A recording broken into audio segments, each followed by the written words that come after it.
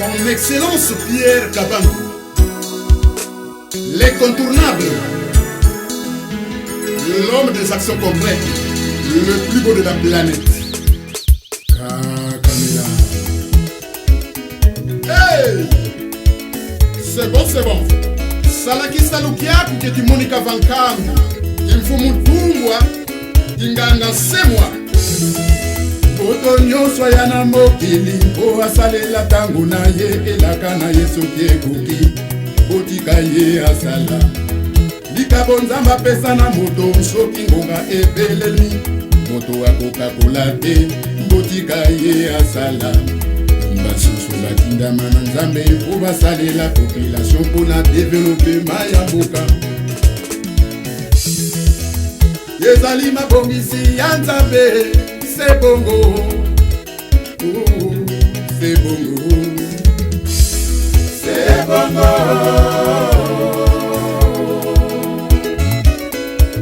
Mutoki na ye esalisaka bato, mayele ya Pierre Kabangu ebanda bomwana. Basusu batinda mana nzambe, po basalela population pona développer mayamboka. Ezali mabongisi ya nzambe, c'est bongo, oh, c'est bongo, c'est bongo. Pierre Kabangu Nzalambi, fumwa ntumba mbemba mwana takune funa. Dekolwa vita nimiyemba makalunga. Pierre Kabangu Nzalambi, umwantumba mbemba mwana takune vuna. Dekolwa vita nimiyemba makalunga. Et toujours continuer suite il y a la première partie où tout ça na espace Ange Molière. Alors la fois passée le message s'est très bien passé, mais bah réclamant qui était là qui tourne en français. Donc et l'eau tout qui est plus dans la langue locale pour permettre na couche nous sur population va capter le message ou bien. Donc déjà, de sa parole d'abord en excellence. Juste après ce qu'il y a ici, il est trouvé pour la chaîne Moko Moko, tout le monde pour partager. Donc, excellence. Merci beaucoup. Bon, ndenge lobi to sala moi effort ya osangisa moi le Kikongo, moi lingala, moi français. Tuya walelo eza parce que mon bébé le kina kulungongo. Depuis enrôlement et nayaki kulungongo te parce que nazala qui disponibilité nazala une mission de service même temps makambo likia wao bakuluna ba zo attaquer ba paisible citoyen. J'ai été informé mais nazala quitté jusque là rôle nanga ya ki député na joua qui on a téléphone. C'est au téléphone que je suis intervenu. Et d'ailleurs, pour ceux de la presse, certaines personnes de la société civile savent que j'ai annoncé 1 heure avant l'arrivée du renfort de Mbanzangungu parce que j'avais déjà appelé le ministre de l'Intérieur, le gouverneur pour que intervenir. Mais après, je m'étais dit, même ceux qui vont intervenir, il faut quand même que comment, qu'est-ce qui s'est passé. Alors avec les bruits qu'on a fait à Matadi, le gouverneur a décidé d'être le ministre de l'Intérieur. Ndena comme on a kenaze la kakana sangisa voyage nangana ministre de l'Intérieur comme ça. Namona ndenge ni ya osala musala. J'ai vu aussi musala ndenge salami pour que toyeba quand on va rentrer à Matadi, plaidoyer ni toko sala pour na kosunga population wana oyo bazui problème wana oyo ba subi ba problème ba agression. Babungisi babiloko bazu makama na nzoto. On va un peu voir ensemble. Je promets pas que barambe kozala mais sûrement que l'État comme déjà a réagi le ministre de l'Intérieur aye tout l'État pour Hollande ya ministre des Affaires sociales ndé aroya kota là bon toyeba ndenge ni to ko sala. Donc ça c'est la première raison vraiment qui nous amène ici. Deuxième raison mimi biso awa bon tout cas toyante ki di bakila bikala tibia nsololo tout qu'il a le 24 décembre qui a bakanta comme kuza kadi occupation unungizi di komalia kantsonso vos populations bote basala ki beningolo katusadi kunima ko tabaka bicarte bia seni ndam dia carte d'électeur ndam da zinsolo zitakuiza ko kontwala kadi kufongo da ndojuko wanu ka wako vo katukele voko soit mon avo on soit dans le français on va jouer la politique de la chaise vide qui ne paye pas. Les politiciens savent que la politique de la chaise vide ne paye pas. Donc voilà pourquoi nous pensons que Kulungongo, tout a dit jusque-là, jusque quand le 23 janvier à Fouana, il n'y avait que 25% d'enrôlés par rapport à 2018. Donc tout le monde est Kuluga qui vient. Donc tout Keba ne sont pas distraits comme Finda, donc voilà, maman le kibeni mangolo kibeni matuneti kuku ima omana pour venir dans la cité de Kulungongo avec cette visite éclair. Cette visite éclair, c'est pour ces deux grandes raisons que je viens de citer. Si vous avez des préoccupations ou que comme vous faites souvent l'intermédiaire entre la population et nous, si vous avez des préoccupations, je suis à votre entière disposition. Nous commençons directement avec la CCT. Merci beaucoup, Excellence. C'est Billy Lofika de Malongila. Par rapport à ce que vous avez soulevé sur l'enrôlement. C'est vrai, jusque-là, c'est moins, aujourd'hui là, c'est moins de 35%. Donc c'est moins de 35%, c'est dans l'ordre de 33%. Et autre chose, les machines, nous avions évoqué cette histoire-là. Les machines, quand ça atteint 99%, vous verrez que ça s'éteint. Ça arrive à s'éteindre, ça ne permet plus aux gens. Et les gens font 17 minutes quand la machine est en fonction, 17 minutes, parce que Muntumos Wanikak, ça l'enrôler Muntumos, 17 minutes. Est-ce que ces mécanismes avant, Kazakibaka Meneko, en plus, c'était parce que le président pensait à peut-être à 17 millions, 17 à 18 millions d'enrôlés. Mon premier rayon, il y a 10 entités au Bassala répertoriées, parce que c'était 17 millions ou 18 millions. Mais jusque-là, on 7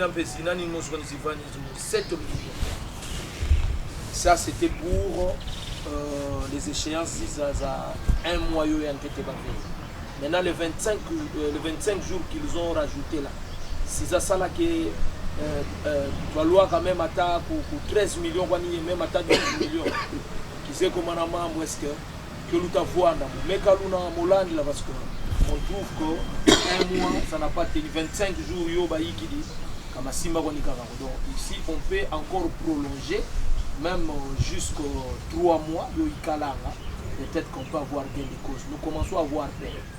Nous avons vraiment peur parce que nous avons nos élus, nous voulons que et qui nous représentent, vous qui nous représentez, que vous puissiez encore nous représenter. Mais quand il y a moins d'enrôlés, donc je ne sais pas qu'est-ce qui peut arriver. Je vais encore attaquer parce que je ne veux pas trop monopoliser la parole. C'est comme si vous ne faites rien par rapport à cela. Jusque-là, c'est comme si vous ne faites rien vraiment au niveau que ce soit de la province ou au niveau national. Parce que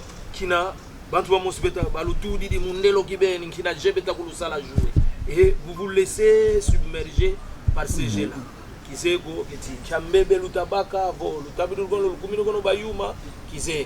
Voilà, vont être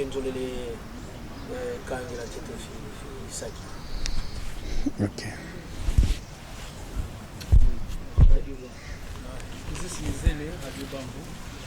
Préoccupation juste par rapport à l'enrôlement. La population a décrit le Cambodge comme monnaie, opération et identification d'enrôlement. Nous avons des policiers, nous avons des opérateurs, nous avons des bongo pour enrôler les citoyens congolais.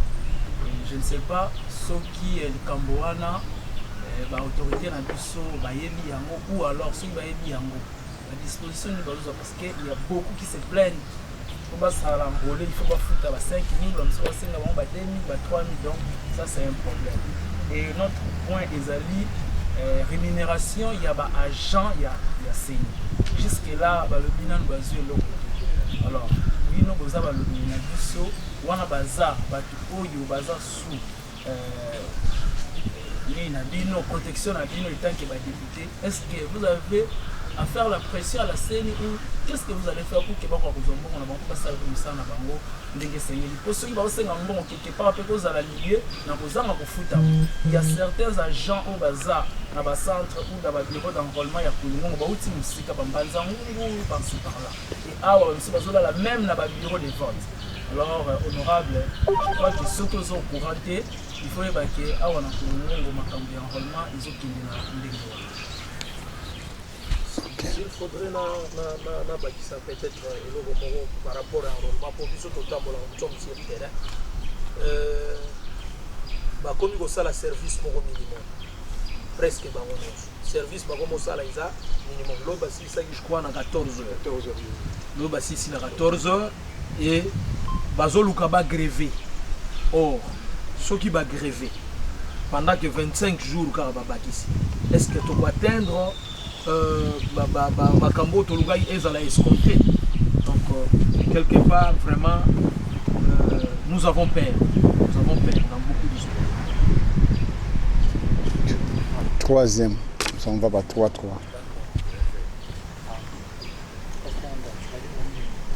Dominique Ndaki, Radio Réveil. Fumu tuzole bakafi lusalisu ngaka ngivuko ni mokati lusalisu par rapport à vos élections à même municipale. Maintenant, il y a de ceux-là qui vont même s'enrôler pour pouvoir dans les bacs quartiers comme Akuta. Pour toute ma mission. Pour qu'il faut, par rapport à l'insuffisance des machines.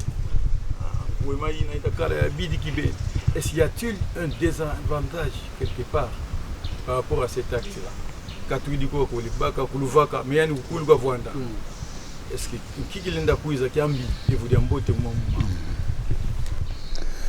merci beaucoup.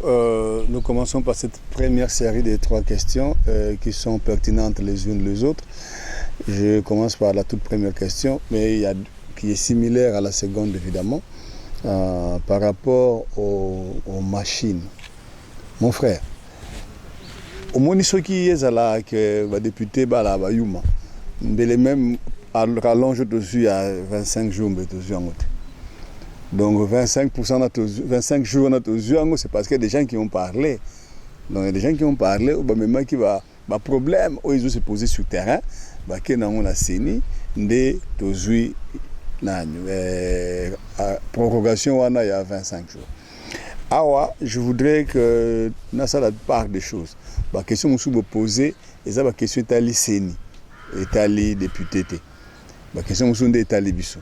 La question est à l'État. Il faut rappeler CENI que qui est à Mumaza. Donc Mazama na munoma commune yo ngaka qui est à Mumaza. Ou nous qui 33% qu'on y donc à la clôture de la date le 23 janvier c'était 25%. Nous tombons les 33%. Donc c'est vraiment à pas de tortue. C'est dû à quoi? C'est dû au fait que les machines ça prend du temps. Vous l'avez déjà dit, et ça pose un problème de charge, et puis il y a beaucoup de pannes. Donc, avec ça, on ne sait pas avancer. Bon, malheureusement, nous ne gérons pas la CENI. C'est des désidérata, c'est des préoccupations que nous allons transmettre à la CENI. On a comme ça, la CENI qui est là, tambola, makambo tout le monde. Les cambois liboso charge, l'ordinateur on les a passé. La machine, il y a mis balai, ils ont tombé en panne, pamba. Il y a mis ça tout, de s'occuper qualité à la machine, s'occuper performance, de éviter les alliés très lentes. Des problèmes tout ça, non. Alors, CENI, face à la conséquence, donc elle doit être conséquente par rapport, il y a Bamakambona Nyonso, parce que tant si koyo, isolé. Et surtout que on dirait qu'on a quitté Moussou Sebagi Sami Likolo, les gens sont motivés. Avant, une semaine, et donc tout ça c'est au détriment de la population. Alors, Bissopena et Sénit, tout fungola misu. Zoutalai. Tout à l'heure, le 17 février, le 17 février, tout comme à niveau ni. Ce qui est simbité. Tu vas continuer comme ça la les bazali besoin de la présidence de l'Assemblée provinciale régulièrement il faut que le 15 mars Donc, on continue à marteler en haut. Donc, voilà un peu. Par rapport, il y a monnayage, il y a opération enrôlement. Dans l'andaki point de presse, il y a le président Asseni, son excellence Denis Kadima. Alors, qui est très bien, la population, parce que non, c'est répréhensible par la loi. C'est vraiment illégal. Donc, c'est une infraction. Mais le président Asseni a lobby boui. Il y a une preuve, il y a un agent qui se compromettre dans le Cambouana. À ça, le rapport, dans l'antenne, il y a Asseni, il y a peine. Donc, on a besoin d'antenne, parce que chaque territoire a une antenne. Donc, vous avez le rapport dans l'antenne. Dès que vous avez le rapport, Asseni a se charger dans l'agent wana ou a monnaie obtention de carte d'électeur. La carte d'électeur, l'opération d'enrôlement est gratuite. Donc, vous coupez ça mbongoté. Donc, par rapport, il y a un mouvement, il y a grève, il y a un paiement. Wana biso, musalaka toko sala ezali ko komisa message na Asseni, na bakonzi ya Asseni pour que bazwa ba disposition makambo wana et commenter parce que ce qui est commis, ce sont nos circonscriptions qui seront préjudiciées. Likambu ya oyo ke mutavanda na place X ayeko zwa carte na place Y effectivement ils ont salement et puis ils ont malamuté parce que ezali na ba répercussion na leur vote parce que ceux qui n'étiquent yo vanda na kulungongo oyeko zwa carte na makuta ça signifie que mukolo ya vote il faut zongo ke na makuta kuna okende ko voter. Donc ce n'est pas évident que muta vanda na kulungongo pour monika ke awa manœuvre ezali ba machine zo kufa ba centre zo kangama a profiter na voyage moko sala ko ta makuta a moni kuna ke machine eza vide azui carte na ekuna pour permettre ekaka à éviter lenteur atiki na kulungongo. Donc na heure wana ça signifie quoi? Mukola vote est-ce que mutona akozonga so na makuta? Non, ce n'est pas évident. Ce n'est pas évident. Qu'est-ce qui va arriver? Donc, d'abord, au diminuer le nombre d'enrôlés placés au Vandaka, le groupement na yoto na cité na yo, ok ko bakisa nombre d'enrôlés na groupement Makuta, mais ce que mon la vote au trahir bango. Ok ko voter té. Ça ce que zo carte na Makuta, ça net message au PC bango ke mungana ko voter. Ah. Dingizibaki la kalati kumakuta gadi ikuku ikuza voter. Mais na baki di kalati uzivote kulungongo lumbuka vote kueleko. Donc, mon français, c'est une trahison. C'est une trahison. Ou trahir batwana. Ngei ba trahir ule na vote kuna, ule kubayikila mkunka quand lumbuka vote kueleko. Le somona, il va beaucoup là mon français au suffrage exprimé. Il communie fioti par rapport au nombre d'enrôlés. Donc voilà un peu mpilambo ne mono muvana fimvutu mubiu fibolongi fibelo ba jeunesse batatu et matondo mafwana.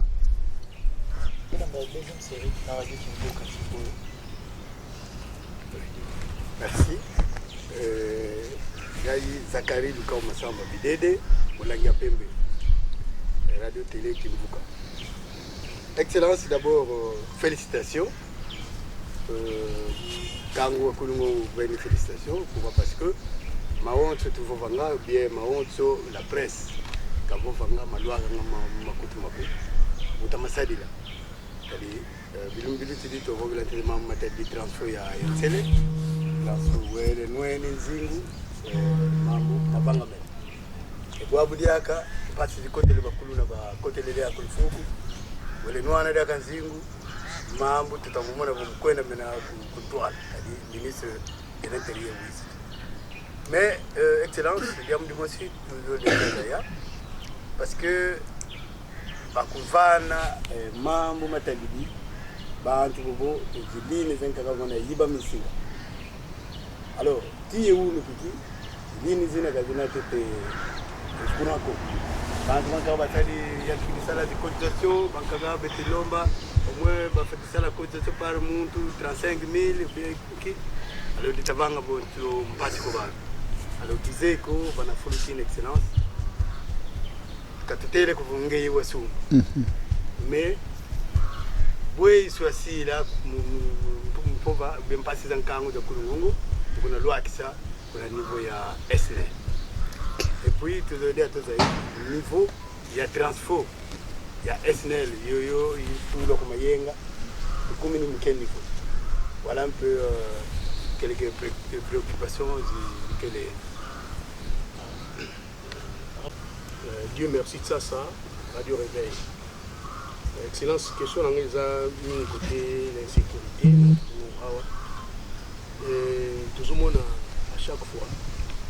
L'urgence, il y a insécurité. Beaucoup de calmer moi, qui va période de 20 mois qui pendant 8 mois. Mais on a quelques temps après ils ont.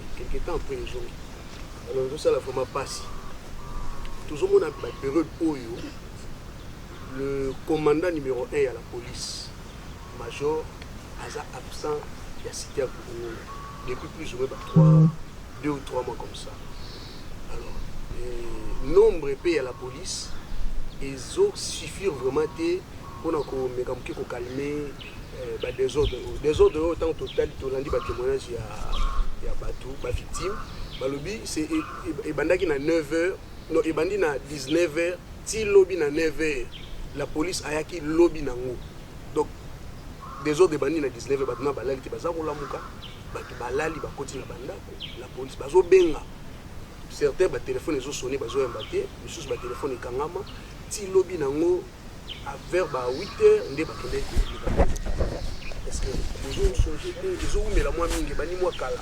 Ba mesure ni bozo kanisa ko jwa pona nango et puis pour le moment to connait bana ticket.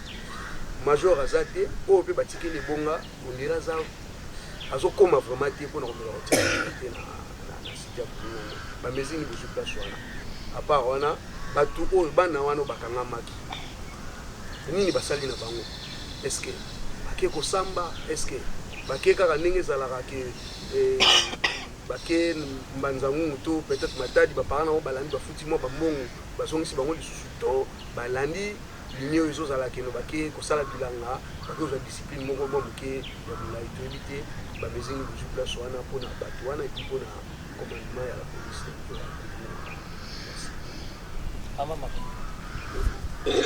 Merci beaucoup. Maman Marie Luciani, présentatrice de la radio-télévision Kimvuka. Nous tous la langue est son excellence.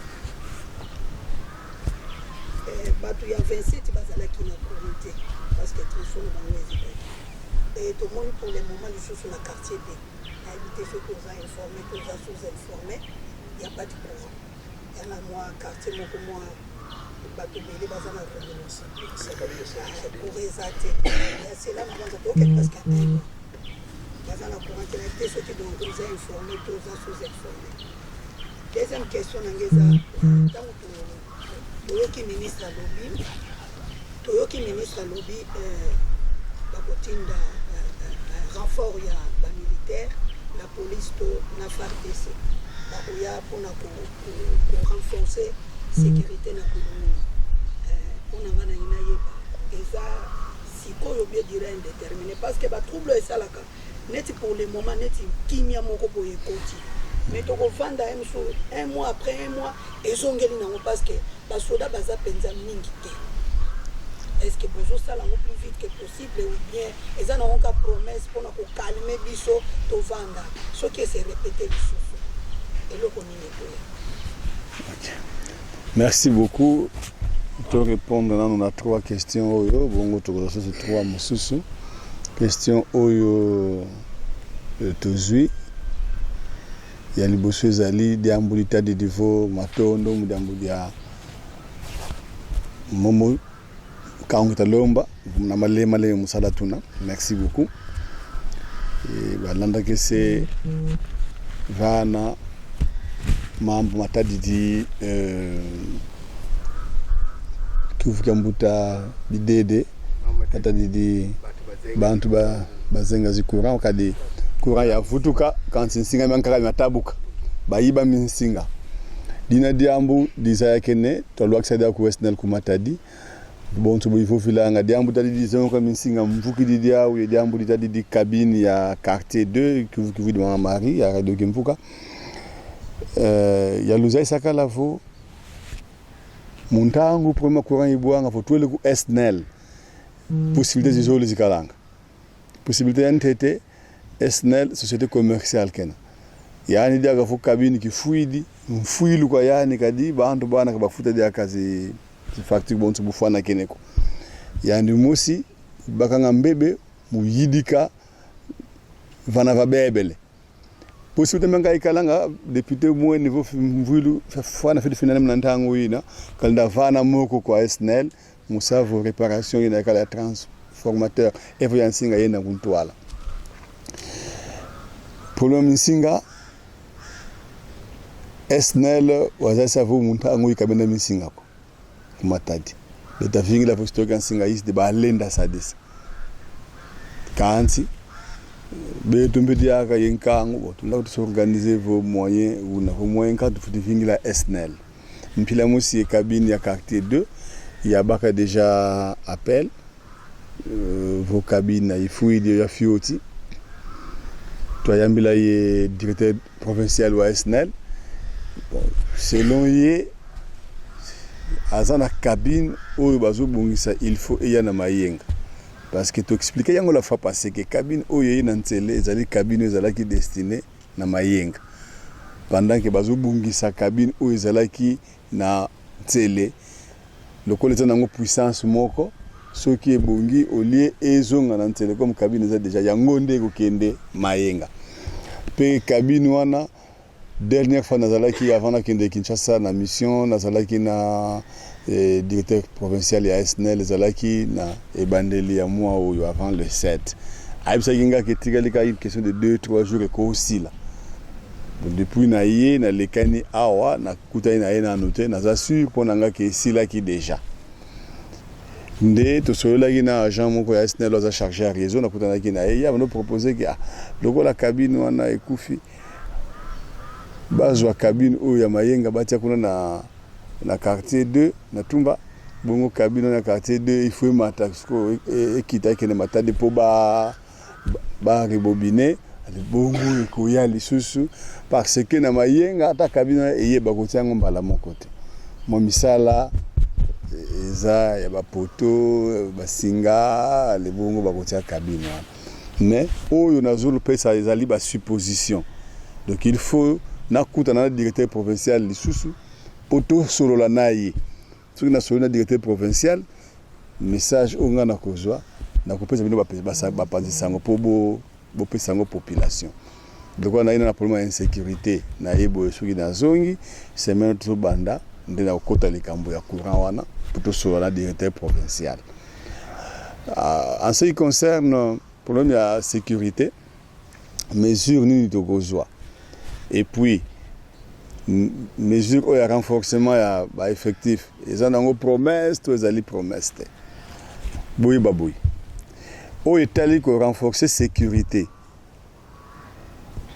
eza neti question poser ngate to ba ke bon na yesiko yo na hôpital infirmier de garde na kutete na osala nini pendant que médecin aza na kati ya bureau nayi siko na infirmier de garde na médecin na nazali kolo donc tu peux se plaindre que oh non major kutu azate mais oh to na ministre ya intérieur il y a province donc c'est le patron ya sécurité de Kasangulu Ayema le Kasangulu Mwanda yende patron ya macapital ce que lobi que major na lingisi ko mona ekonate ABC commissaire provincial à Longwe ce qui a lobby que bon qu'on a effectif exact mais sauf que place à effectif te poserait problème à l'obakake bah même dans le centre de formation dans moment où ba policier bah si c'est déjà formation bah zate mais l'homme ko ba policier donc un groupe de policiers basé en formation na Kasangulu bango de azozela ba silisa to ba silisi bongo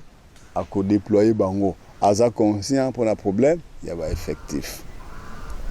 Mais quelle est la solution? Solution est aboui.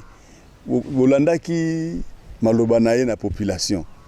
Que solution il y a liboso ezana nous parce que comme on il n'y a pas de mauvaises troupes, il n'y a que de mauvais chefs. Donc solution liboso ezali autorité de l'État. Na ba cité nyonso ba place nous ezala cité. Tango ba kati likambo ya cité ba remplacer qui autorité mususu te. système oyo batiaki ya coordonnateur ya cité na constitution na biso eza te, eza kaka neti bakundaki libulu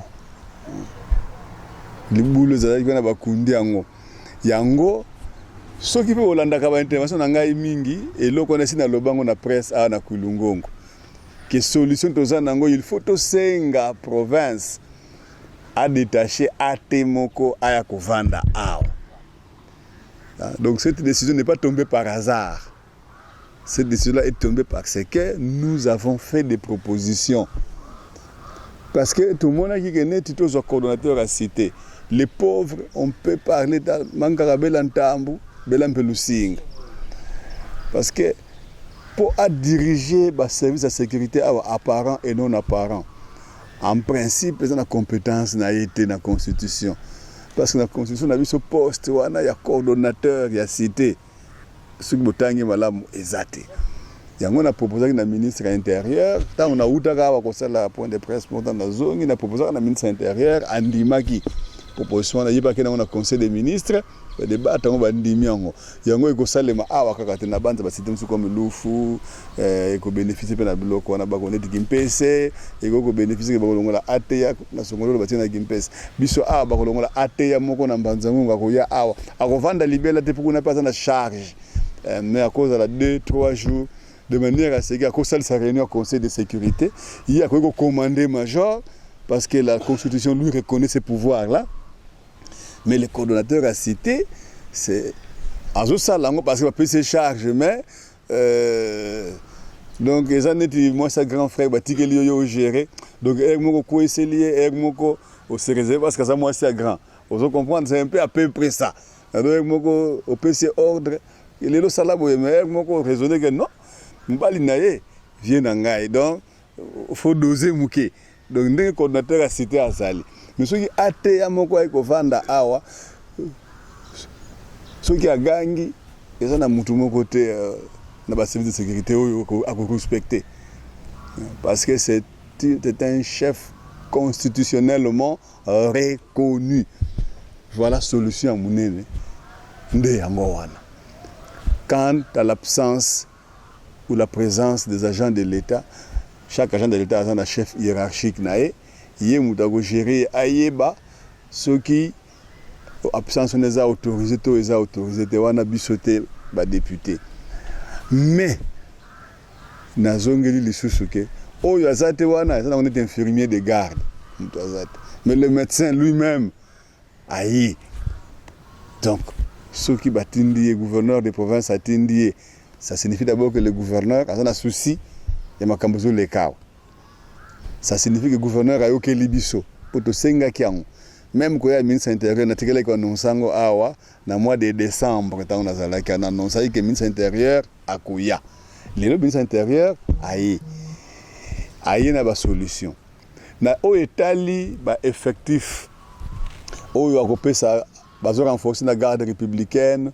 Wana eza promesse te ba ye déjà bazawana. Ba musu bomoni ba on a dit ba na tenue civile. Ba mususu ba koti ba na tenue te. Ba wanda coopérer na civil pour na kuyoka o ba spécialiste en renseignement ba ko la ta tenue te. Ba ko banda coopérer na civil pour na ko landela kuyoka kotala qu'est-ce qu'il faut faire. Donc on a promesse te.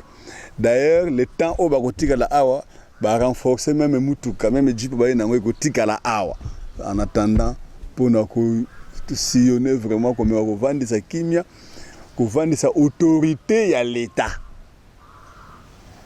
Ce qui monique à bandela na sucrière, c'était pour aller négocier logement ya ATEA na sucrière, quand to kendele kikuna. To solo na sucrière, to zu promesse à sucrière, to zongi qui a été ATEA ko ya awa sucrière à loger. Parce que c'est pour son intérêt aussi. Il n'est pas dans la bienfaisance de la sécuriser. Donc voilà un peu la place on a fait à la rassurer dans ma Italie, sécurité, il y a Kulungongo que l'État a eu mesure. Mais n'a pas ça qu'à promesse que Batoumi Balé Bakoya, ministre intérieur, na ministre des Affaires sociales. Bolandi discours du ministre de l'Intérieur, il y a une autorité, il y a l'État. peut que sa sécurité, mais ministre des Affaires sociales, à Koya après. Donc, ça signifie que le processus est zanan. Merci beaucoup. Des interventions réveillent qui vous mais là, c'est cette série après bas. Merci beaucoup. Si tel est le cas, d'abord merci pour la plaidoirie au Salemi pour ramener le ministre de l'Intérieur à Wawa, parce que pour restaurer l'autorité à l'État.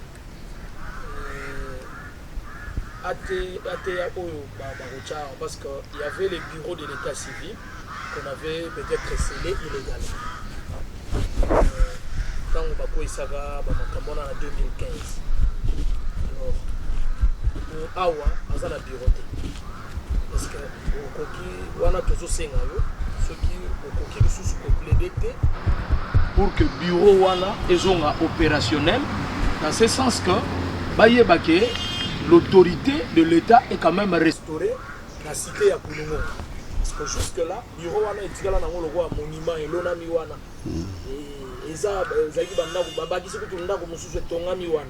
Mais jusque-là, et comment ici kamoko ba civique pe ba comment ko bata mawana. Kaka wana, je crois il y a une école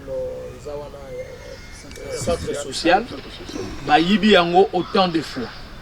Mais la police, c'est la police. Mais c'est insuffisance parce qu'il y a policier moko. Arotika la moko peut-être abeta ka moi tour. Soka beti pe tour nanda kuna tawana ya luka okendo kolia. Na sima nango bazo calculer ba yowana ba yibi. Mais s'il y a un bureau où l'on sait que le bureau est sécurisé, je ne crois pas que na nzinga wana bakoko vivre le sous ba exaction wana po banda ko bukama wana tokenda toloba mais bon quelque part bazoloba soko keko to tendre micro boy ah to lobi trop to loba na biso te ba yibinga boy bagake ba yeko yibanga li susu na loba nanga li susu te. Mais si ça vraiment c'est une sollicitude extrême nous ça la bino par rapport il y a ko bundaka pona des bozo bunda pona makambo ya insécurité. Voilà un peu ce qui plaît loin les koko kende et vous allez malade. Oui, merci. C'est vrai, des fois, par rapport à l'attribution, à ça limité dans l'attribution, il y a ça même qui n'a pas le pouvoir. Il y a qu'à faire face à la réalité tout ça. C'est bien que va détacher ATA pour asseoir autorité, c'est bien. Mais est-ce que prise en charge, il y a éléments où vous allez détacher awa? Est-ce que le mécanisme est déjà pris en compte? Parce que tu sais bien que si il y a des éléments basali, ceux qui prennent en charge les malades comme une insécurité. Mais si tu as des système, tu sais bien que et bino, je sais que Oza Awa pas étant que commissaire, mais étant que honorable, donc Oza la ngambo na biso population. Est-ce que beaucoup zouato, beaucoup ça la ndenge pour que et tourne au vinaigre? Voilà la question. Merci beaucoup. Ah, ok. Donne la solution. D'abord, l'être va mettre foi. Nous avons prêt sur la salle au premier option. Nous sommes au lobby. Les abats responsable de l'école. La mec paye à l'état civil, donc bureau na biso wana. Ils ont là mingi vraiment. Ndenge de bilan sur le bafou les habits. Et les apenza mutunate honorable mais juste pour senga les sous. On a vendu na biso ba hôtel là awa sa sécurité. Parce que le logis social le dit ceux qui est bonamité et comment tracasser. Et puis bah ça la sécurité na bango na balabala té. Pour votre information, les gens qui va ninga bazala ba yebi ba côté la kinde comme on ndako 2 jours passés na CCC Joël et Arobase na CCC ba beti masasi na bango mointe donc quand ba la sécurité ya mutuka batamboli bato vraiment na trafic ya tenue et tout bazo mona menacé makambo salé. Donc ceux qui bateau baza en tenue civile bango pe bakokotaka na CCC ba vérifier ka pour que personne na kimia ils ont mal en donc baza likolo na baza na tenue civile baza likolo asuka nango bakobenga honorable awa kutu basali boye okoya lisusu makambo yango tokolobela yango susu. Donc kuna baza na conseil de sécurité na bango biso mpe baza na conseil de sécurité na biso. Donc yo tangi molobeli ya ntango depuis ke ntango olobaka kuna makambo wana mpe ezalaka na basolution. Donc ntango baosisa oyo ya bango biso mpe tosisi ya biso yebisa mpe ministre na litoi abakisa lisusu ke sécurité na balabala te bakota mpe na kati pour que population continue à toujours na kimia et dispositif oyo esengeli ezwama pour que population ezala vraiment na kimia. Parce que tokomona boye mona bazosala patrouille 5h 4h du matin mama akenda koluka mwa eloko bakokale bango na nzela obotola biloko papa bakenda kosala na cyclière obeta bango bankuba mpona 1000 francs 2000 francs esalaka pasi. Voici oyo nazalaki na. Merci beaucoup. Je pense à 3 questions et Koki. Pour répondre peut-être à la question Moko. Ou peut nous soumettre ça, nous avons une question ministre intérieur. Et ça la plaidoyer au Yosengi. Et ça la plaidoyer au M. Billy Ralik à Sengi. Et ça la mon frère que j'aime appeler Bakalate à Sengi plaidoyer naé. Nous on va plaidoyer pour Sengi, mais je demande à la population ceci. Si vous n'allez pas me croire moi, mais croyez au moins au résultat que j'amène à Prilungo. Plus que résultat mouké on a korana bundanaka et puis na ça la bino politique à démagogie. Je vous dis oh yeko ça les bateaux on a quoi kosana on a kokate. Soki koloba kaka loin d'un orgueil. Dieu nous a donné moi fidon wana tomé kaka moi mouké koloba. Même les suppléants qu'on a laissé à l'Assemblée, ceux qui ont côté ce dossier, tout n'a bien avant de côté sango na commission, na bureau d'études. Mais toujours à tout le monde document petit et qu'on te comprendre que petit vimbi na nzungu. Donc maman na c'est azali. Donc nous prenons notre temps quand on finit le dossier parlementaire, il faut tout côté sango, tout finir là vraiment moi mouké. Dieu nous guide un peu. Plaidoyer au Yébandaki le 18 décembre que le ministre Foya Mémiangon à gauche, Mémiangon à droite, quand tu as mis tout s'accrocher, tout quoi, il l'élo, tout yenaï. Et tu as il y a affaires sociales, tu dis mbela na pantalon, donc on finira par l'avoir. Attends, et où met le canouzingue la kiakukia. Na kusepela ba question mususu bo poser à plaidoyer mususu bo senga tellement pertinent que na kusepela azawana bolale la ekusin azana ba réunion ko umela c'est vrai parce que conseil de sécurité et puis akoyoka ba société civile il faut quand même peu avant akenda tirer quelque chose non vous n'allez pas les laisser partir comme ça il doit vous faut poser là et vous la patient vous tourner bon ou veut sur doit seka c'est oui c'est dit du monde netel c'est ce que nous disons chez nous les bandits boulis netele usukwenda mais vous dans vie donc ka fait ça la vova avant kenda donc kakala diambu de bureau de la cité vo ate yakuna kasadila mbe yani kaka mfumu kakala diambu dia ration ya masoda mbomasi dikadiforation katu si bakota mutrakaseri yani mfumu una vovo kakala diambu ditadi di momo masavo kampila basadi la mukivu kivu di mbuteto papa solution mais plaidoyer ina ya ontono lumvuku nuina vokena voko mais vona vana kafitiki fuku nuina yani musi donc lulanda kana yani mutamuntu ministre de l'intérieur musavo yani kwa nizeye yekimbangu yeunkete muntu yani chamvutu kakuluvana zozonkangu kasimbinina kambudo lwana nkangu lusimela kadi unavovo c'est vrai que je suis au gouvernement mais vous l'avez si bien dit que ici je viens ici comme élu de la population et je voudrais garder cette confiance là avec la population population atalaka amonaka pe ajijaka biso ye moko population ayebi na ye ke ozo to pesa ngo muto boye kokoma. Donc mana makulu je pense qu'il faut bon ba question wana misatu wana na ministre ya intérieur. Merci beaucoup.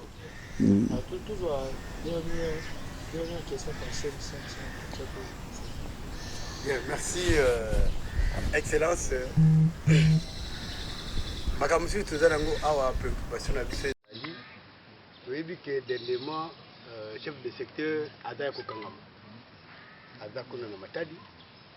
Mais yo en tant que molobeli ya population, en tant que député, yo en tant que député, est-ce que okoki koyebisa biso raison nini penza chef de secteur bakangiraki ye et puis des dossiers naye eza ndenge nini parce que jusque là population ya Kulungongo bazoyeba penza te ndenge nini chef de secteur bakangaki ye pe bato bavandi na bango bato bazotuna te bazoyeba te et dossier naye eza ndenge nini.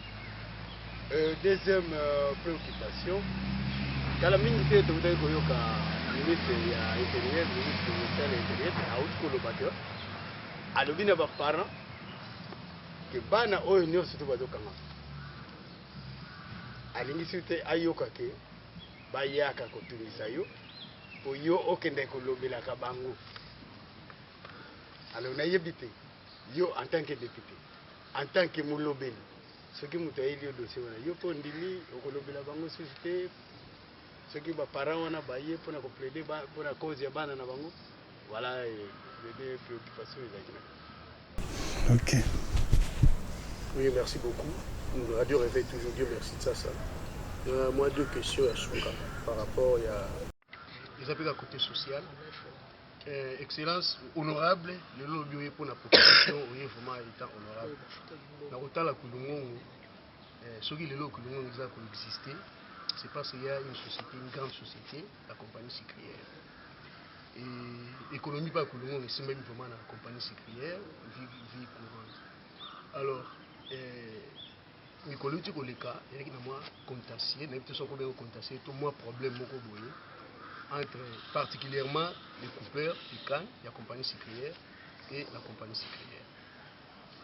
En général, problème de travail. Ils ont une situation moko aux acquis, donc la pilier, il y a revendication là-bas. Bien qu'il y ait une partie à réponse aux hommes qui mais en général, on a besoin de formater. Problème, il y a SMIG. Travailler à la compagnie sucrière, c'est des électeurs. Et BLP parmi bango votakayo et la famille na bango pe o bazo dépendre na travailler en votakayo le loyo SMIC nanu komi respecté te la compagnie sucrière to éviter information ni nous en avons et comme na niveau nini ba négociation wana to éviter yo état on aura peut-être qu'on a mieux informé pour expliquer kango na côté wana ya SMIC. Parce que c'est depuis 2018 que Batiak est en application. Jusqu'à présent, nous avons comment exécuter la compagnie sucrière. Deuxièmement, toujours côté social, comment est-ce que en tout cas, les Osalema pour mettre le ministre intérieur à Koya, Aye, pour rétablir l'autorité de l'État. Et prochainement, le ministre des Affaires sociales à Koya. Tout Koya, moi, ni na Koya ko sala. Bien que vous avez ministre des Affaires sociales, vous avez un cabinet, mais du moins, vous avez un gouvernement, ni na Koya ko sala awa na Kulungongo pour une kangu ya Kulungongo assez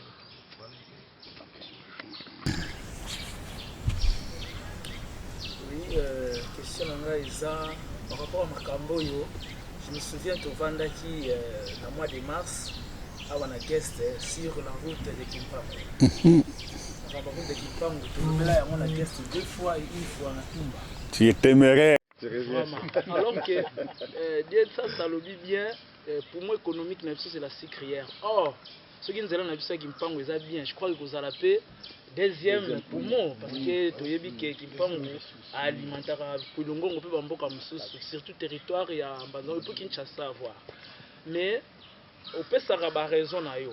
Tu le dis bien tu es un peu comme honorable député élu de la circonscription de Bazango. Mais jusque là nyonso toloba na biso ekenda en vain. Pourquoi société oyo ezalaki sincère kosala nzela oyo basali yango te ndenge esengelaki. Alors na niveau na bino etanke baeli na biso botika na bino kaka makambo ngo eleka bongo poursuite eza te, y a pas d'enquête. Qu'est-ce que vous allez faire ou qu'est-ce que vous avez fait pour que nzela oyo ekoka vraiment kobonga ndenge esengeli? Ça c'est la première préoccupation. La deuxième est par rapport à ma victime oyo bauti kotumba bandako. Ministre Affaires sociales akoya, oui, mais en amont, est-ce que vous savez plaidoirie moko pona bango ba remettre bango na ba droit na bango? Parce qu'on sous-entend que ceux qui population sont victimes il y a mabe moko bo l'État congolais azana devoir ya kozwa bango en charge de quelque manière que ce soit. Mais bino beli na biso, est-ce que vous savez plaidoirie, est-ce que bozo mener ba démarche pour que bande ko la pe bazala remis na ba droit na bango? Merci. Merci beaucoup. Voilà. Là, nous allons revenir sur l'insécurité. Les gens ont battu le sous-sol. Dans le qui vous avez dans toute une question, est-ce que vous pouvez plaider étant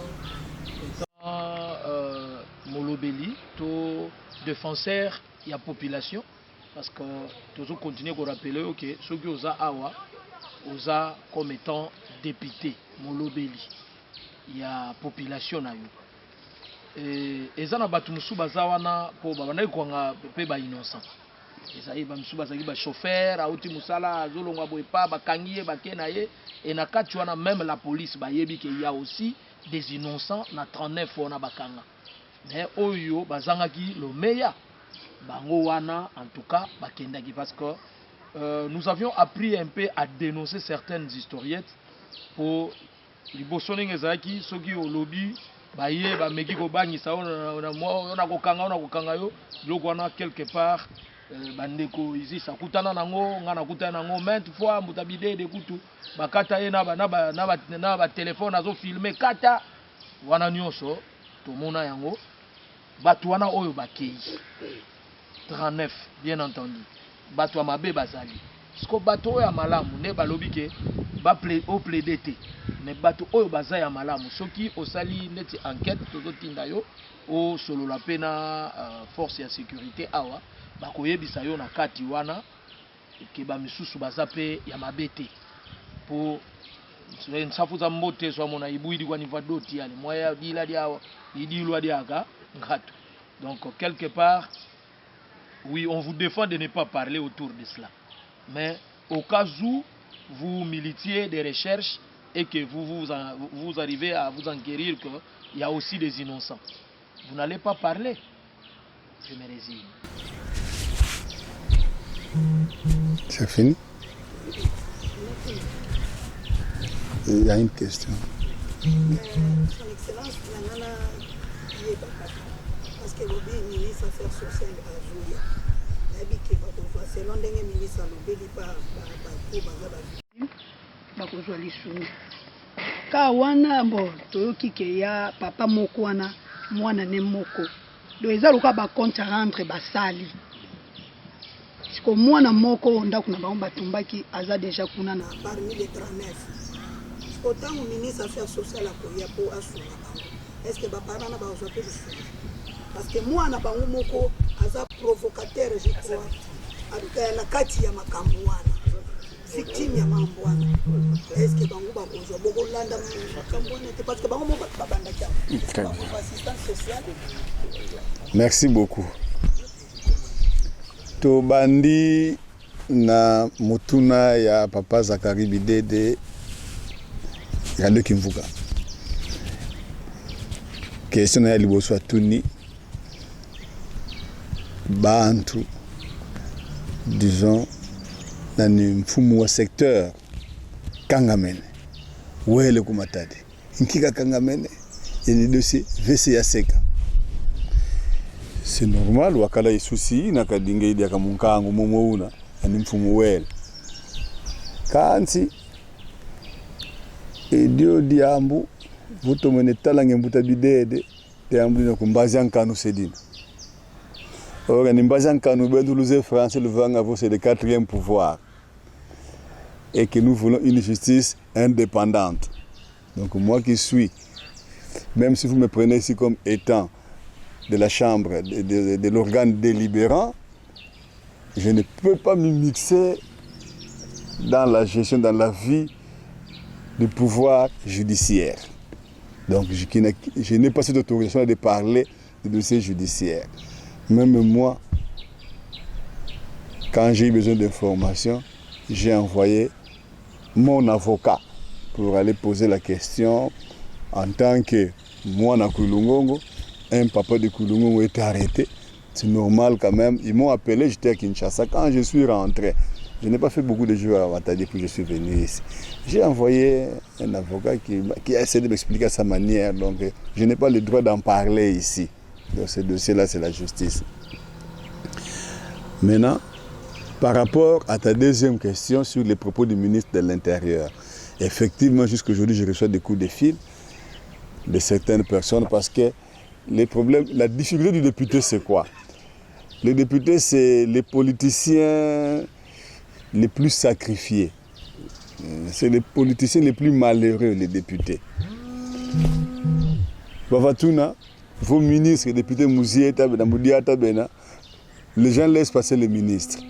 Ils appellent les députés.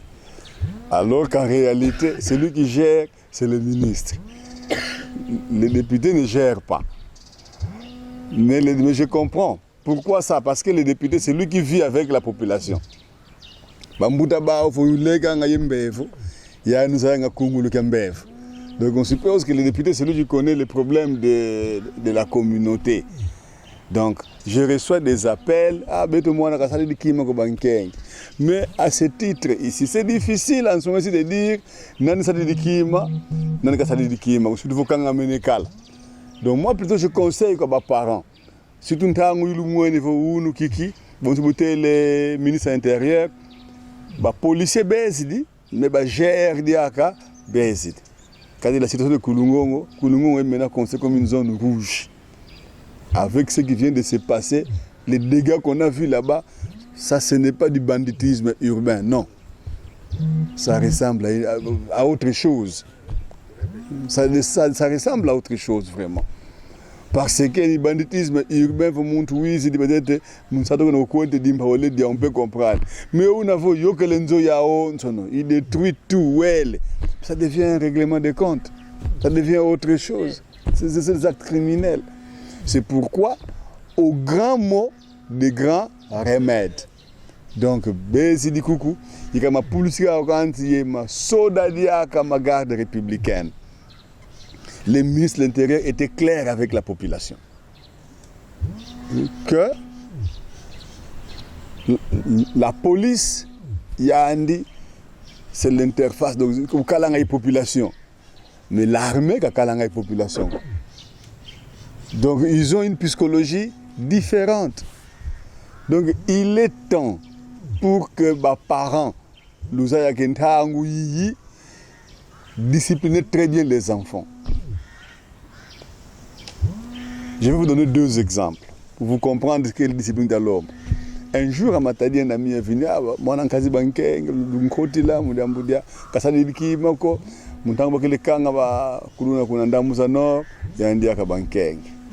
bon.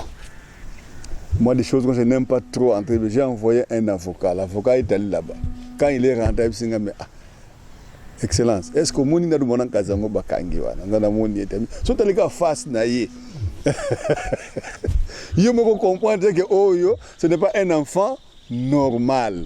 Vous avez dit face à vous comprendre que comment vos parents ont dit que vous avez changé la face, c'est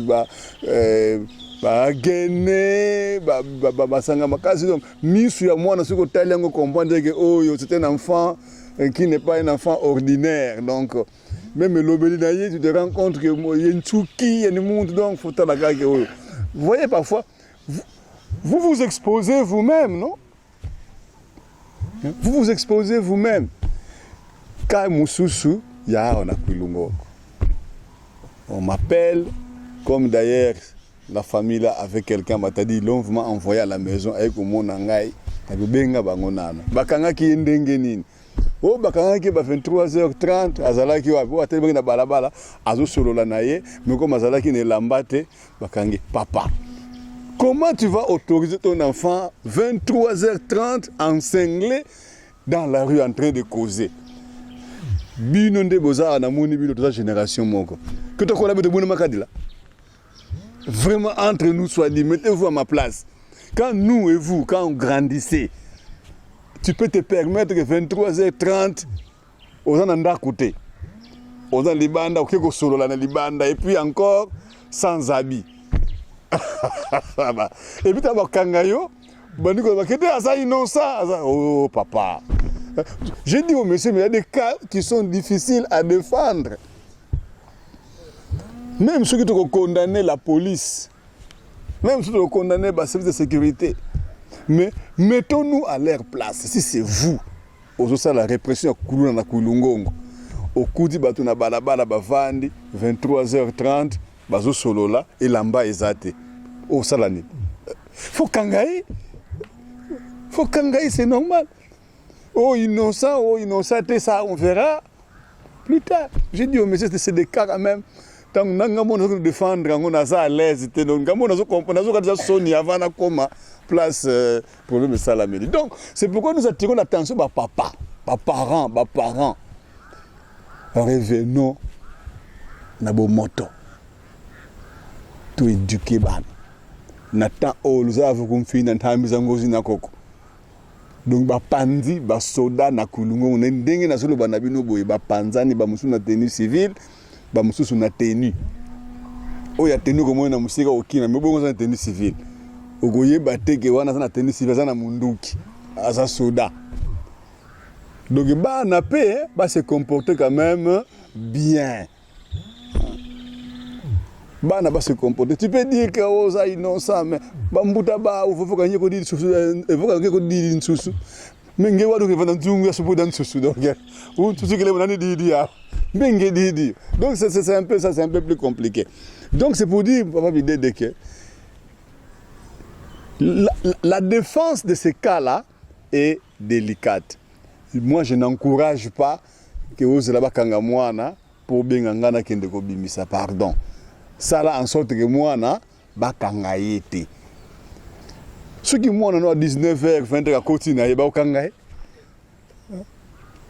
Moi je me souviens à Matadi, je connaissais même certains jeunes tango abandi ko traquer bakulu na balabala moni ba jeune ba comme qui moi propre ceux qui bakati kitoko azongi discipline atiki ceux qui eza qui ba compliqué tout et tout. Que nos enfants ne s'exposent pas. Qu'il n'ait pas en eux un signe d'identification, il y a des criminels. Bazala nangote. Vraiment, je vous en prie. Question de qu'on a vu sur la radio Réveil. Etali dans nos compagnies sucrières. SMIG. Compagnie sucrière à Kokisa SMIG T. D'abord, na place wana, na profité de l'occasion, on a remercié les délégués, il y a des travailleurs au Bazala qui na grève, parce qu'ils m'ont fait confiance. Na senga ki bango bazonga musala avant même de négocier la sucrière, basala inga confiance bazonga ki musala. En tout cas, ça s'est allé droit au cœur. Vraiment. La confiance au Bopi Singa de Salenga Malam. Na remercié pour la condition sucrière, pour tout le monde bango, bandi mabatu bazonga na musala, sans tenir compte, moi ba erreur et salami na moma wana. Sucrière peut essayer que kende na yo okoyoka na sima na yo koyoka eloko te ki awa o basala ki mutu boy. To ba pesa ki mutu mise à pied en tout cas ekozala te. Salami pété. Merci beaucoup. Au moins, il y a un indicateur, une preuve où il peut savoir député courage, au moins que tu as pignon sur rue. Donc, il y a un gros. Merci beaucoup.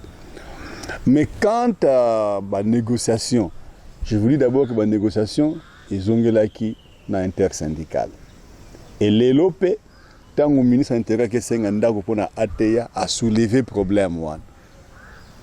Donc, dans le moment où le ministre de l'Intérieur a dit bien que Moussala, député, avocat, Azuma Kambo, a mis. C'est à l'exécutif de suivre. Le ministre Nami Sunangai a dit directeur général de la sucrière que tant qu'on négocie, on a saisonnier wana benga biso ça les échange de numéro. Il y a ce poteau, il y a un témoin place pour négocier. Pour moi, c'est un résultat. Pour moi, Moussala Nangai est style. Et Soukiwana. Donc, Moukolo, négociation de Kozala, le gouvernement provincial, il faut Aya comme témoin. ATP à Kozala comme témoin pour négocier. Tout ce que je vais faire, c'est pour rappeler. Donc, il y a une question, sauf c'est la question que je appelle ces réponses. Social. Très bien, très bien. Objectif au ministre des Affaires sociales à Koye, la na question. Il y a Kimvuka Maman Marie. Ce qui famille wana ou bazaki na mwana toyoka kiango ki famille moko bazana mwana aza déjà kuna na matadi.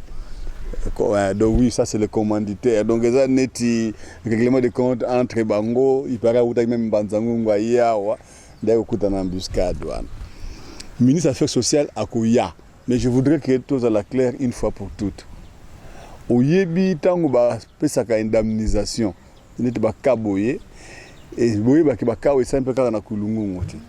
C'est difficile dans l'état alors ba ko isaki ndako na tongi ndako. Ba tumbaki o fait matel na pesi fait matela. Non. Mais zalaka assistance symbolique pour mona ki ozayo mo côté l'état azali nayo. Donc, ministre des Affaires sociales, ministre intérieur à Loba qui a déjà, qui est à l'école degré à dégâts d'Engezalaki pour aller degré ni à réplique face à la ponakozong sa autorité de l'État. Et ça souffle qui a une réplique qui est sévère. Abisinga que intervention te soto kangi to kangi. Voilà pourquoi j'insiste encore que ba na bobomba na bandako. Bozo sa ba na bandako. Tango akoya ministre wana yende akoki kotambola ndako par ndako pour tozala sûr que papa songolo oyo alobi que ye aza victime que réellement azalaki victime parce que les Congolais on se connaît aussi, on se connaît. Donc faut pas que papa tel réellement azalaki victime ndako nango. Voilà ce qui s'est passé. Bongo gouvernement provincial akotala quelle aide symbolique akoki kopesa na batu wana pour bayeba ke gouverneur de province, Dr Guband, azali na bango. Azali papa na bango. Gouvernement provincial, azali na bango. Quant à la famille, il y a commanditaire. Je préfère laisser l'appréciation na ministre de l'Intérieur, na ministre des Affaires sociales. Bango nde bako yeba, bango baza sûrement notre ministre de l'Intérieur azana accès, il y a procès, il y a batouane. Akoye basuki mutwana azali chargé na justice ou pas. Ministre des Affaires sociales a quoi apprécier na boy ko sala musala na place na bango. Nde na lombango toleki na question ya bakalate yenzela kimpangu, c'est vraiment bon, vous avez raison. Zela kimpangu, ce serait un deuxième poumon économique pour na Kwilungo. Et puis nous avons une confusion trop. Naïb Sakayo, à tout moment, nous avons le solon de la Kimpangu, et ils en étaient dans la serment. Que je vous dis ce que je connais, et ce qui est vrai. Pour preuve, depuis que nous avons la Kimpangu, on a 2 ans ou 3 ans, et nous avons ce que contredire. Non. Pour vous êtes libre de venir me contredire. Si on a lobby, il y a qu'à contredire. Nzela Kimpangu, tout ce que je vous ai dit dans le mois de septembre ou mars, c'est pas Ezaya Solo, Eza Penza Bongo. Mais voilà ce qui s'est passé. Na Zalaki na séjour, na contrée au Nyoso, mais na Kotaki Kulungongo évidemment, mais na Kotaki na secteur à Kulungongo. Donc, on a une bonne partie du secteur à Boko, une bonne partie du secteur à Kulungongo et puis une bonne partie du secteur à Gombe Sud. Des places, on a constaté que Misala et Salamaki na ndenge ya mabe. Donc les travaux ont été très mal faits. Très mal faits. Et puis, Nzela Toyokanaki comme à la Gombe Sud et comité. Ce que je vous avais dit en son temps, Nzela est comme à la Gombe Sud, 60 km. 60 km de Gombe Sud. Banda bifurcation de Gombe 60 km était mais balongola qui parti à bifurcation ndeba baki sango kuna yango même sorti na Gombe Sud. Mais et comment quitter? Qu'est-ce qui s'est passé? Voilà la vérité que vous allez retenir. Tant on a eu Kiao, dans le mois de septembre, on a ceci tourné dans Zongi, on a quitté la gouverneure, on a quitté la ministre des Travaux publics, on a quitté la office de route, on a quitté la Prosperity House. Bangonio Somine. Donc, monde a voulu avoir. On a voulu que monde la kimpango, monde a voulu, monde a voulu, quand tu dis nani, que tu nkangu, que tu luyalu, que tu office de route, mais mon boba kulontengue, monde a voulu avana, et monde a voulu. Donc, monde a voulu, monde a voulu. Parce que, office de route, il y a un niveau. D'abord, le gouverneur, il est ministre. Bah, non.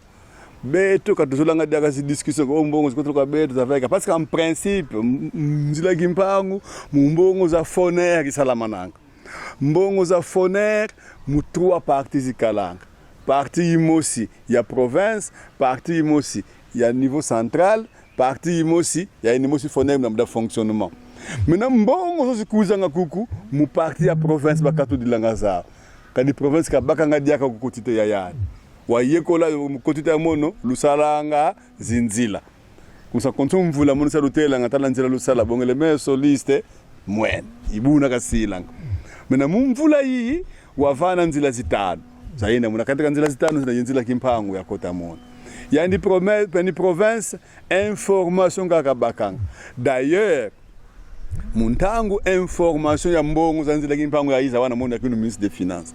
Il faut information de document du montant. Nous enregistrons dans notre comptabilité sans que tu aies Simbambo. Nous enregistrons qu'il y a entrée montant X, sortie d'un montant X. Pièce justificative, voire office de route. Vos IGF Wizard, tu vas prendre un montant, il y a le bon montant, il faut naître. Tu vas dire, ah, Foner, ok. Donc, Foner, tu as un montant en recette et en dépense au même moment. Donc, nous, dans office de route, nous avons là une pièce. Donc, comme j'étais encore ministre des Finances, j'ai vu le document $245 000. Dans Zilaya, qui me parle. $245 000. À part $245 000, il y a un autre montant que j'ai oublié, mais montant, il y a la Ponzizole, Mambanzia, Ankiende et Nkalu. Avant Gombe Sud. Donc on devait maintenant quand la platelage à Mabaya, batunga culer zampa et puis bétonner. C'est pour que ça dure un peu longtemps. Maintenant, béton bongozina, ça ne passe pas par le compte de la province, ça va directement dans le compte de l'office de route. Ça c'est une première précision. Une deuxième précision que vous devez connaître, l'office de route.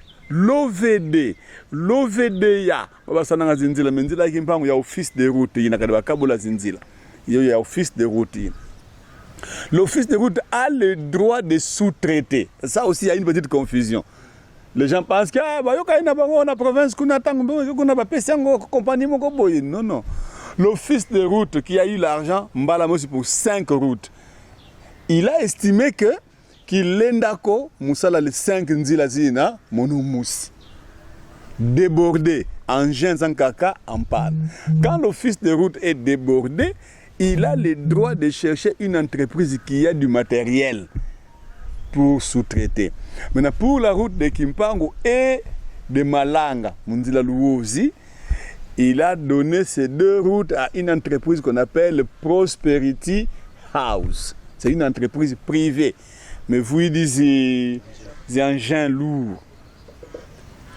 D'ailleurs, beaucoup de gens, surtout sur Internet, hein, il y a un groupe Kouilungongo et puis Debout Gombe Sud, il y a des gens Nganguzasaka, ils écrivent beaucoup dans ce groupe-là sans vérifier. Nganguzasaka. Moi, on me demande pourquoi je n'interviens pas. Je me dis, bon, c'est difficile d'intervenir. Je suis en face des personnes, avant le débat, tu lui dis, ça c'est quoi? Il te dit radio. Tu comprends déjà qu'avec lui, on ne peut pas aller loin, donc c'est compliqué. Parce que quand déjà le téléphone est passé pour une radio, c'est compliqué. Quand j'ai lu les interventions qui sont là-bas, c'est triste. Le fait qu'on donne la route à Prosperity House, beaucoup de gens ont écrit sur Internet, ils ont crié au détournement. Ce n'est pas un détournement, c'est légal, c'est reconnu. Il y a un contrat que l'on signe pour cela. Le contrat a été signé. Nous sommes allés voir cette entreprise-là. L'entreprise a dit ceci.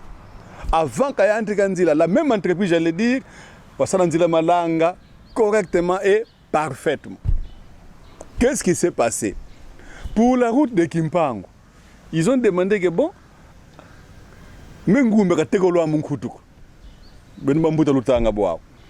l'entreprise a dit, nous venons de Kimpango, 60 km, mais allons voir. L'office de route avait refusé. Ça, c'est selon l'entreprise. L'office de route avait refusé. Je vais vous donner seulement, comme ils avaient dit, 120 000. Je vais vous donner 120 000 sur la salle à 60 km, il est très bien. Mais là, on va te dire non. Comment on va accepter l'argent? Vous avez accepté ton actala. Ndila malanga, tu veux une facture, tu veux une mbongo, tout ça les dinzila. Bunzila yo ya Kimpango, on est pressé, on est pressé. L'entreprise nous a dit ceci, elle a compris que vous noie. Quand il est venu voir la route, il s'est rendu compte que Nzila Kayasala, ce n'est plus une route. Ce n'est pas une route à réhabiliter, mais c'est une route à construire. Avec ces montants-là, de 120 000 $ en raison de 2 000 $ par kilomètre, Kalendi Lenda.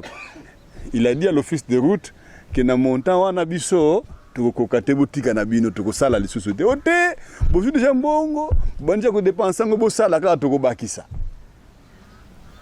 babandi ko sala ba pesi bango avance liboso 104 000 $. Babandi ko sala pam mbongo bo pesi za muke to so kokate te bosala kaka effort bosala kata likolo bosala kaka pokaka musala kaka nzela isala makaka bango ba continuer après mo ba kati habité bo to ko kali susute ba ko bakisela bango 25 000 $. Et commis 129 000 $. Mais ba kuna ko yola babaka 245 000. Alors maintenant mutu ntango 25 000 a poussani oh, misala mone comme na 137 000 $. Donc moi ndambu na yekutu ekoti na kati. Office de route, mais c'est va nimbongo. Oh non, c'est la nanu. Ote, yango muni bakata misala. Ces discours-là, vous êtes des journalistes. Oh yaza téméraire. Yo na vokingenge kena kingenge luzeki amu ngongo ndonge mbamba kena. Yo na vo mbamba kena. Vous kumata di sina kumfila kuna bureau kina kayambila ye. PDG ou Prosperity House, bayambila comme ça. Vous allez apprendre ce que je suis en train de vous dire là. Moi, quand je dis des choses, j'aime toujours que vous puissiez les vérifier. Que vous contredire ou se contredire. Le monsieur là s'appelle Prosperity House. Mais j'ai le nom. Mais vous montrez comment qu'ils veulent le voir, qu'ils m'appellent seulement. Moi-même, je vais donner quelqu'un dans le qu'on a bu Prosperity House. Quand il y a posé ces questions, sur la alors, maintenant, l'entreprise dit qu'il y a un niveau, il y a un niveau tellement qu'en général, il y a un fouille. Il y a un fouille. Il y a un fouille. Il y a un fouille. Il y a un fouille. Les 60 km, payez-moi 4 000 $ par kilomètre. C'est des faits que vous pouvez aller vérifier. Alors, l'office de route Mediaka a bloqué. A bloqué le Sambo. Moi, je ne sais pas si Vraiment, c'est grave, mais on ne peut pas porter plainte contre l'office de route. Quand je suis allé voir ça, moi je suis allé voir là-bas, je pense que c'était le 4 octobre ou le 5 octobre. J'en ai parlé, bon. Maintenant, j'ai compris que ma frère va comprendre, je vais vous information. Et si je suis aussi déjà courage de Komela qui est déjà gouverneur, pour nous qui sommes en province, frère Kinshasa, élément, comme le ministre des travaux publics à Kinshasa, le directeur général de l'office des routes, pour que expliquer parce que pour l'instant, on ne sait pas dire que Mbongo se dit où. Moi, je suis député, mais je ne suis pas un député qui a la langue facile. Zomona. Lelo oiko la téléphone nanga oyebungi na kuta maboko na yo. Je ne peux pas dire ah mouivi. Non. Il faut d'abord que tu t'expliques comment tu dis que tu as télé. Donc pour l'instant, il y a des gens qui commencent à dire ah bah détourner moi en tant que technocrate, je ne peux pas dire ça. Ce serait une irresponsabilité. Mais je vous dis seulement que le monde sur le Navarre. Bon, vous avez dit 245 000. Je suis venu au monde, ça dit 129 000, mais le monde sont déjà. Mais quand c'est tel que vous dit, vas-y, dis-vous. Mais tel le monde sur le Navarre, bah, on va pas dire bongo, bah, peut-être tout ça, c'est dans le monde cet état de choses là. Donc, c'est là qui me parle, va tout là. J'espère que tu es satisfait. Tout ce que je viens de dire, c'est vérifiable. Si tu veux vérifier, si tu es, faut qu'il y ait quelqu'un qui a oui, ça comme t'as dit. Faut comme t'as dit, si y a kuna Prosperity House, il y a des journalistes qui sont l'unteleti, mudani kala sa de la konzila. Quand baoudi ils sont en train de protéger leur réputation. C'est une entreprise privée qui vit des marchés. Bah quoi que baby cela est marché. Mon place baza. Wananzela Kimpang. Tu avais une deuxième question. C'était en rapport aux victimes. Ah. Ça, j'ai déjà répondu. Ça, j'ai déjà répondu par rapport aux victimes. Même maman Marie avec sa question, ça, j'ai déjà répondu. Donc voilà un peu ce que je voulais vous dire. Que l'unsa dit ça, la loi qui s'appelle Kwankangu, Yuantu Magona Matadi, Fokuna Kazinga Mokoko, Yasala. Merci beaucoup. Merci.